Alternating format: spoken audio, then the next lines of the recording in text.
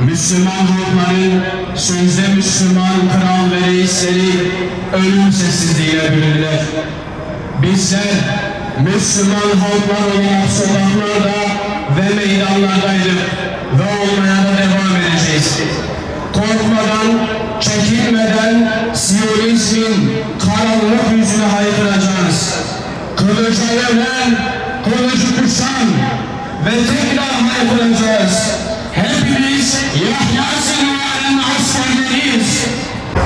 Bismillahirrahmanirrahim. Elhamdülillahi Rabbil alemin. Esselatu vesselamu ala Resulina Muhammedin ve ala alihi ve sahbihi ecmain. Kıymetli kardeşlerim, bir yıla yaklaştık. Evet, bir avuç mücahidin barbar, katil, vahşi Siyonistlere karşı olan mücadelesini bir yıldır duyurmaya çalışıyoruz.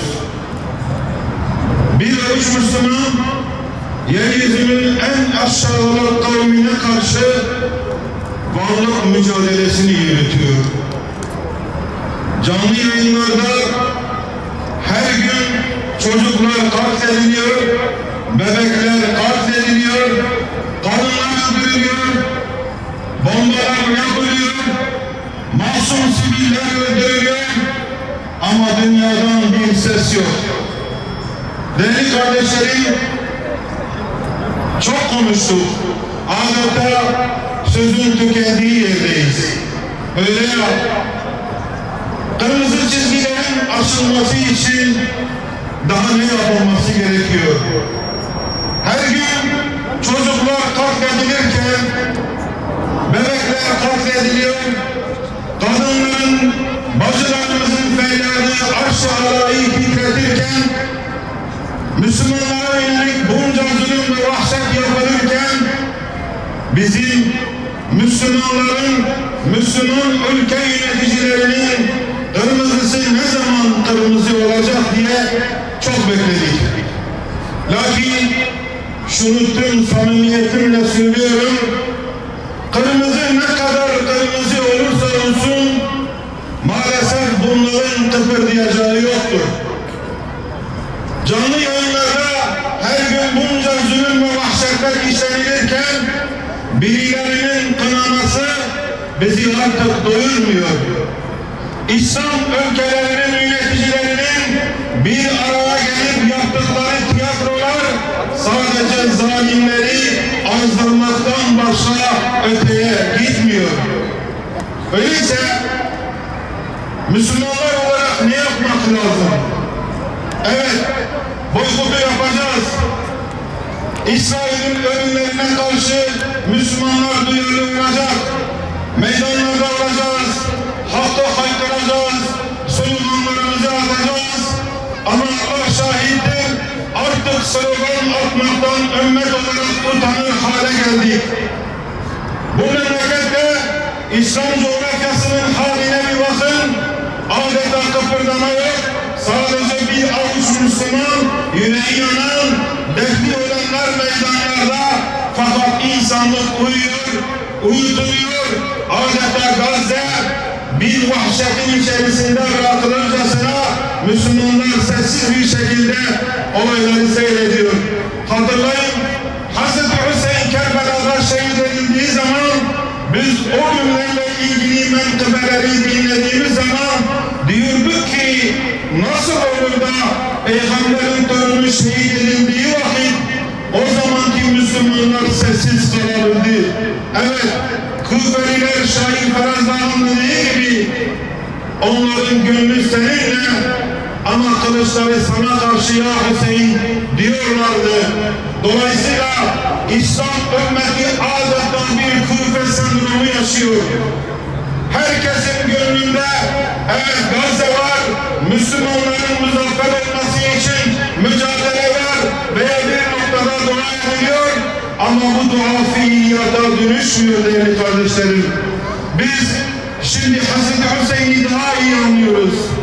Biz Endülüs'te Gırnata'yı daha iyi anlıyoruz.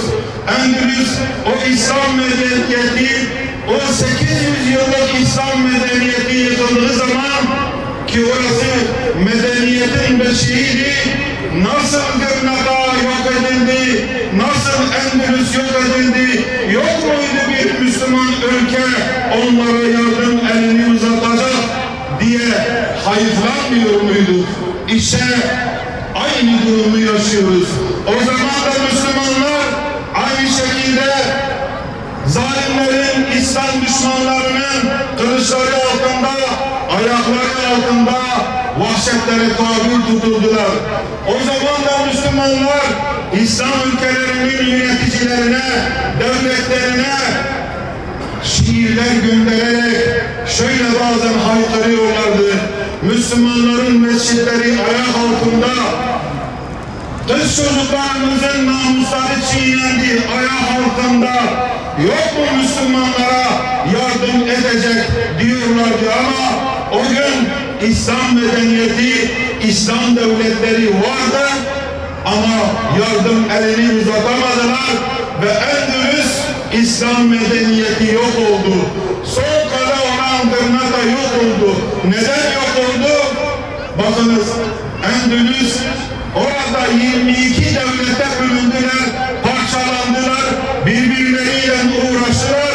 En nihayetinde tefrika, siyasi komplolar, ihtiraslar neticesinde koskocaman bir medeniyet yok oldu ve kimse onlara elini uzatamadı. İşte biz diyorduk ki nasıl olur da kimse Endülüslere el uzatamadı. Aynı durumu yaşıyoruz değil mi? Şimdi bizden sonra çocuklarımız diyecek, bu Müslümanlar ölmüş müydü ki Gazze ümmetin gözü önünde katledildi, parçalandı, feryatları arş-ı alaya yükseldi.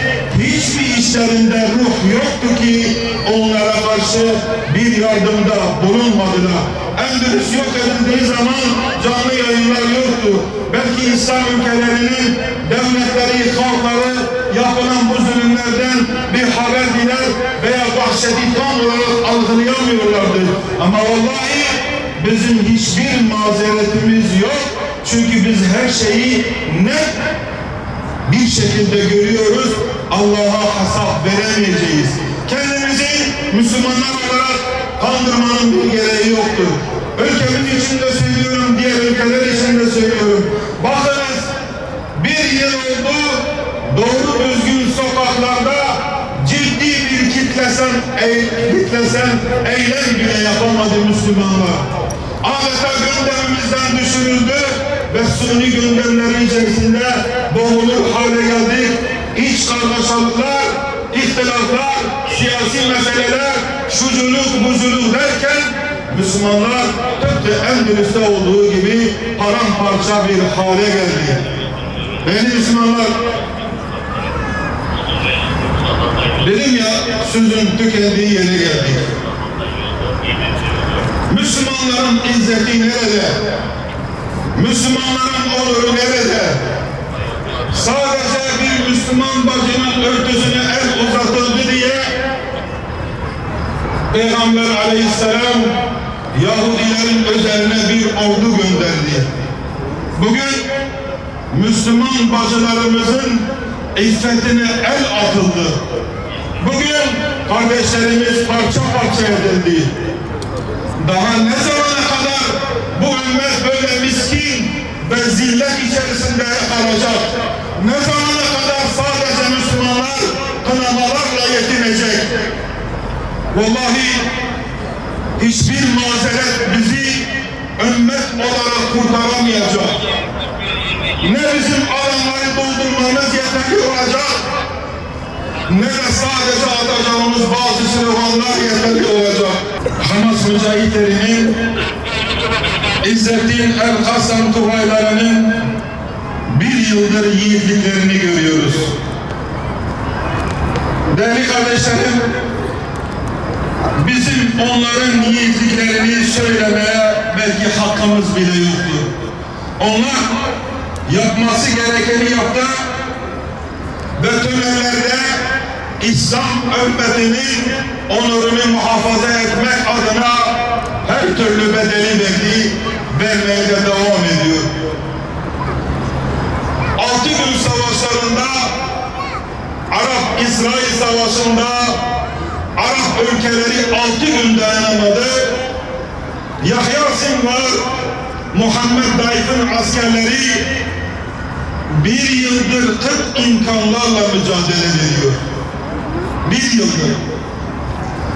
Bir avuç mühimmatla, bir avuç silahla, Yasin roketleriyle bize şunu gösteriyorlar. Direnmek için, mücadele etmek için devlet olmaya bile gerek yoktur. Yeter ki azim olsun, iman olsun, irade olsun, bir avuç Müslüman tüm kainata meydan okuyabilir. İşte bunun dersini veriyorlar. Bize şunu tekrar öğretiyorlar. Vallahi, billahi, bütün kınamalar, bütün sloganlar İsrail'e karşı Müslümanların gösterdiği bir kurşun kadar değerli değildir.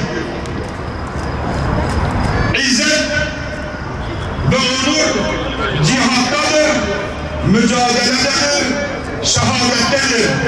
Ümmet bu ruhla dirilmeli, bu ruhla mücadele etmeli ve meydanlara gelirken bu ruhu kuşanarak, alanlara inerek İslam düşmanlarına karşı bunun mücadelesini vermelidir ki tıpkı Hamas ve bir avuç Müslüman gibi, tıpkı yalın ayaklı Yemenliler gibi.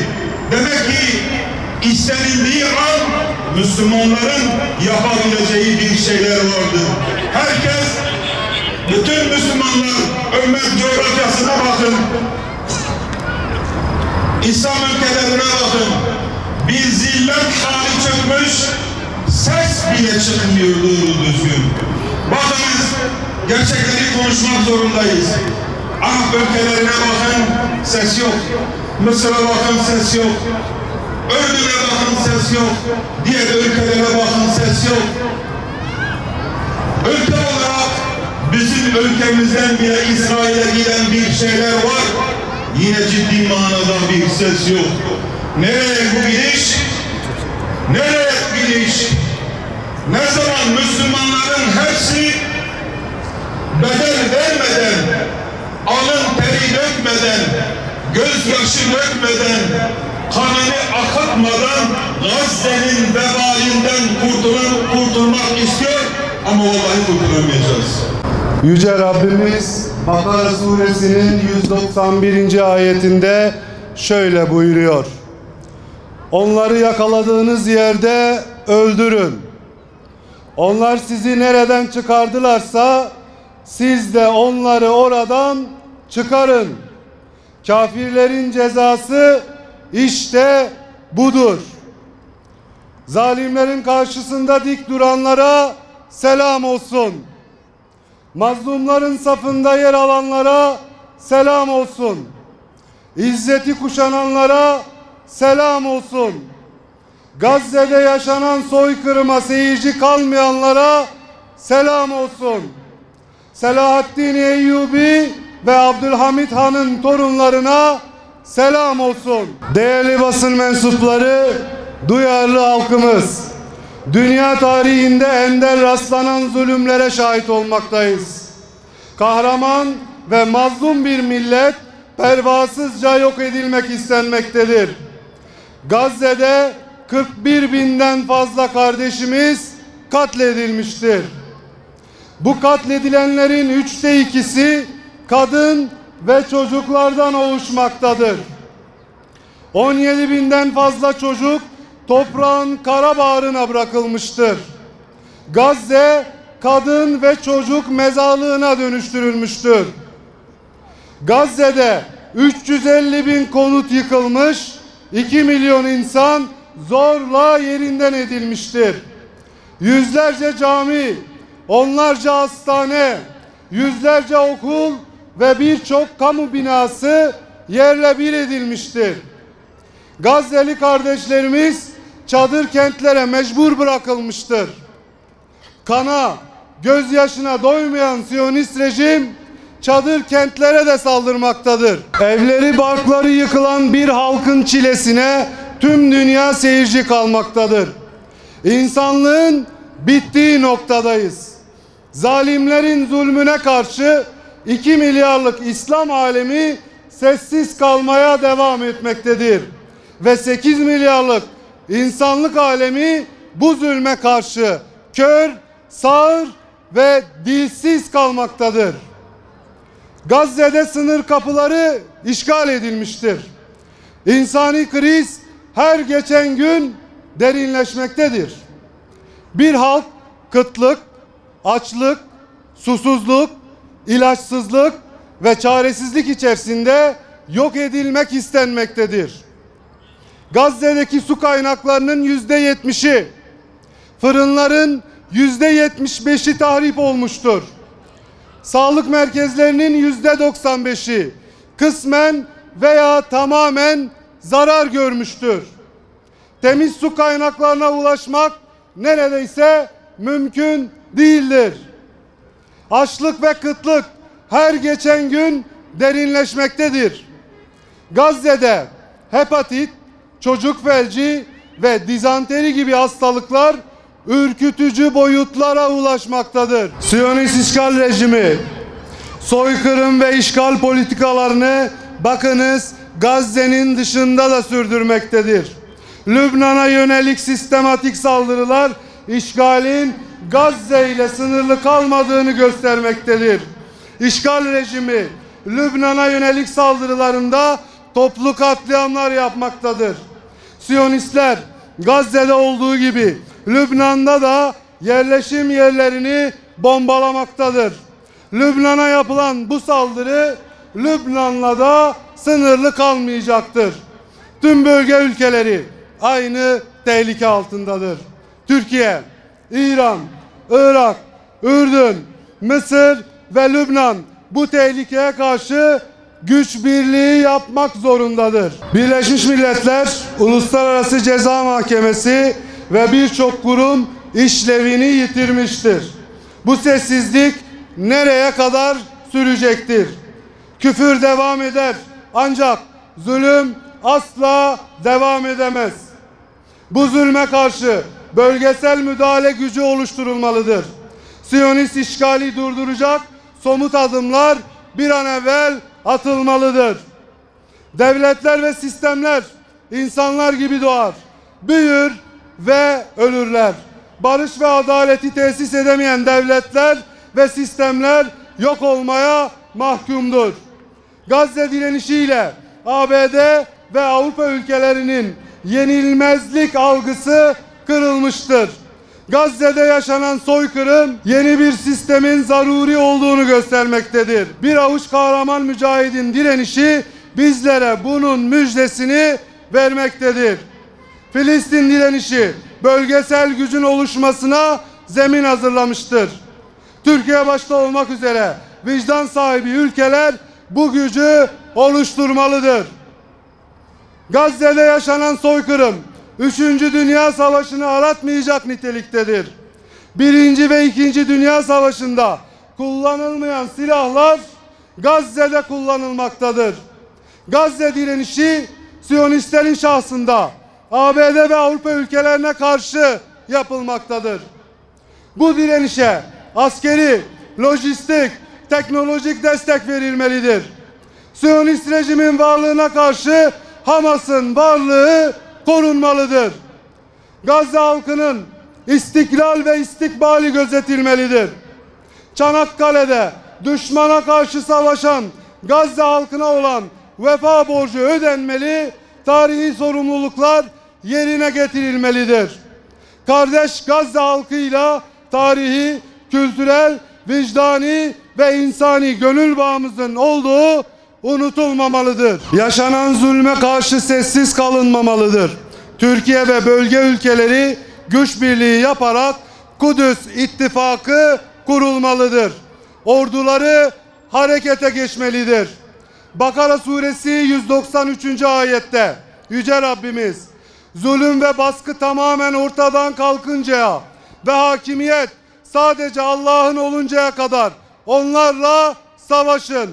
Eğer haksızlıklara son verirlerse artık zalimlerden başkasına düşmanlık yoktur diye buyurmuştur.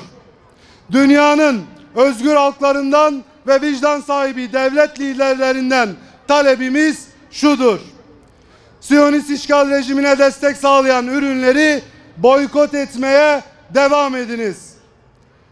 Üçüncü ülkeler üzerinden Siyonist işgal rejimine petrol sevkiyatı başta olmak üzere ticaretin her türlüsünden vazgeçiniz. Filistin devletinin tanınması ve Gazze'de soykırımın durdurulması için çaba sarf eden devletlerin ve uluslararası alanda bu yönde başlatılan tüm girişimlere destek veriyoruz. Hamas'ın Gazze'de kalıcı ateşkesin sağlanması yönündeki şartlarına destek veriniz. Uluslararası kararlar neticesinde Gazze'de kalıcı ateşkesin sağlanması, işgalcilerin Gazze'den çekilmesi, Gazze'nin yeniden imar edilmesi, insani yardımların ulaştırılmasına yönelik söz konusu kararların pratikte yerine getirilmesi için Siyonist Şer İttifakı'na karşı baskı yapılmasını talep ediyoruz. Siyonist işgal rejimi denize dökülüp haritadan silinene kadar azim ve kararlılıkla Kudüs davasını savunmaya devam edeceğiz. Lübnan halkına yapılan saldırı ve katliamları durduracak somut adımlar atınız. Gazze'nin kahraman halkına, izzeti kuşanan liderlerine, Siyonist işgale direnen mücahitlere de selam olsun. Allah'ın selamı, rahmeti ve bereketi üzerinize olsun.